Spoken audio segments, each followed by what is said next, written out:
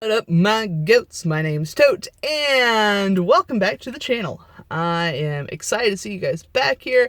I'm excited to give you the results of the quiz from yesterday, the personality test. If you guys have not liked and subscribed, go ahead and do that down below, or not. It's up to you. The choice is in your hands. If you don't know what I'm talking about, if you're like, personality test, what? If you have not envisioned your cube, your field, your horse, if you don't understand any of this, stop what you're doing right now. Go watch the video titled The Cube Personality Test. It was uploaded yesterday.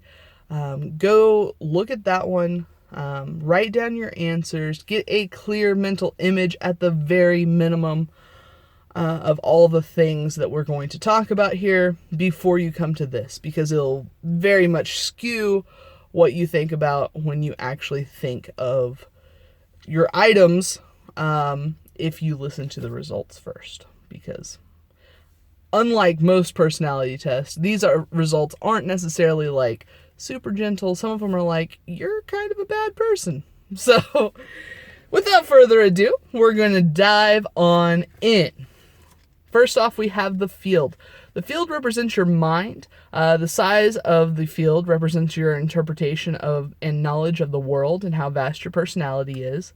The condition of the field is what your personality looks at first glance. So when somebody meets you, the impression that they walk away is this, the condition of your field. So a dry or dead field is usually a pessimistic person. Grassy or healthy field is usually an optimistic person. And a well-trimmed field is usually an analytical or cautious person.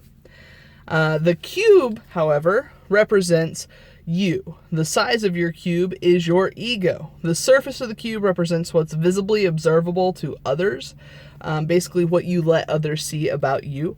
And then the texture of the cube represents your nature. So if your cube is smooth, for instance, you're usually like a gentle person, somebody who doesn't want to hurt anyone or step on any toes. Rough means that you're going to be straightforward, and you tend to not care if that's going to upset someone or cause you some sort of grief or problems in the future. And a bumpy or spiky cube indicates that you will criticize others and attempt to make yourself feel superior. Now, a cube that is, the colors of the cube are kind of the next portion of that. A cube that is red indicates somebody who's more physically active and enjoys physical contact, meaning like sensory experiences. Yellow would be someone who's sociable, who cherishes others' individuality. Blue lists intelligence and respects others' ideas. Violet or purple represents intelligible, but a bit of perfectionism. So these people are going to probably be a little bit more mysterious as well. Gray is someone who's self-confident, independent, and is not easily rattled. Black would be someone that you have a strong sense of self-individuality and independence. I mean, you value your alone time very high. And then white is someone who is kind, independent, self-reliant. There's also a few other characteristics that you can have of the cube. First of all, that would be if your cube was transparent. If your cube's transparent, that means you have a very easy time expressing how you feel on the inside. You're confident enough to show your inner thoughts, and you are deeply sincere with your feelings. You know that you're good inside, and it usually is showing. That's what most people see as well. A cube made out of water or ice indicates that you let external elements influence you completely. Your personality is sensitive to social pressure or relationships or environmental factors. A hollow cube means that you're primarily concerned with your outward appearance. So this is far less care of what's going on the inside. However, this does not mean that you have nothing to offer on the inside. And then a cube that's made out of metal or rock indicates that you have solid integrity. Your personality is so strong that it cannot be bent or influenced by external forces. You are dominant and consistent, and you probably love it. With your cube in relation to your field, how close your cube is to touching your field is directly correlated to how well you know these things about yourself. So if you went through that and you said, that ain't me, was your cube floating? Because maybe you just don't know that that's you. Now, the ladder, on the other hand, represents two different aspects of your life. One is your goals, the other is your friendships. So first, let's look at your goals. The ladder's length itself represents whether your goals are short-term, realistic, simple, easy to grasp, or long, or short ladders represent simple, realistic, easy to grasp. Long ladders, on the other hand, would be your more far-fetched, more difficult, maybe a little bit of head in the clouds ladders. Now, ladder distance from the field to your ladder is, if it's near, then you're putting in the maximum effort to focus on your goals that you possibly could. And if it's far, it's like you don't even know that you have goals. You're just like, whatever. If they get it, you get it, you know. If it happens, that'd be cool. Now, your ladder's distance to the cube is quite different. Near your ladder means that near your cube means that you're very close with your friends. In fact, if it's actually leaning against your cube, that means you can lean on your friends for support and vice versa.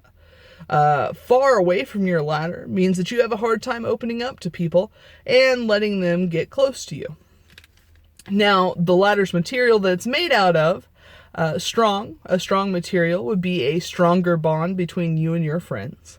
And a weaker material indicates a weaker bond between you and your friends. Pretty straightforward. The horse represents the ideal partner. So this could be playing around, running around, or grazing right next to your cube, or clear across your field. So if your horse is playing, that indicates an ideal partner that doesn't like to take life too seriously, get bogged down by the little stuff. Running means that your ideal partner will respect yourself and your space and give you some alone time that you're craving. And if it's sleeping or grazing, your ideal partner is calm and fully committed to you. Now, if your horse's color is brown, that means you prize comfort and reliability above all else. Otherwise, you don't have a specific set of expectations for your partner. Black means that your ideal partner is dominant, seductive, and sophisticated. And white means that you value loyalty and trust more than anything else in a relationship. Now, if your horse is completely different color than the ones listed below, it means that you value originality and independence in a partner. You want to be with someone who fascinates and challenges you. One or more factors to consider about the horse is the distance from the cube. If it's near the cube, it indicates that your preferred relationship where you spend most of your time with your partner. If the horse is a bit further away from the cube, it indicates that you need a partner who will understand and accommodate your desire for some alone time. Now, the flowers in the relationship represent how many friends that you make. These are solid friend bonds.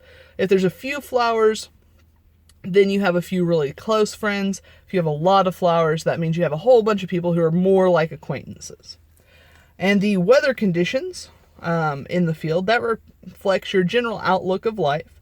When it rains, it pours comes to mind. If it is raining, rain symbolizes problems in your life. The harder the rain, the bigger the problems.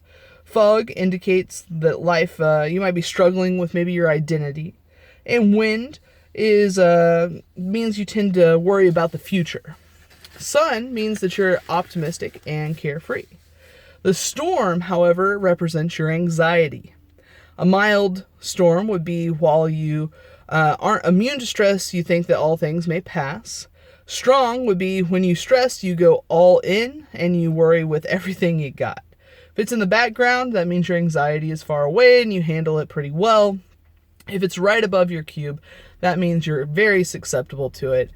And I hope this helped you guys learn what it is about you that makes you tick Until next time.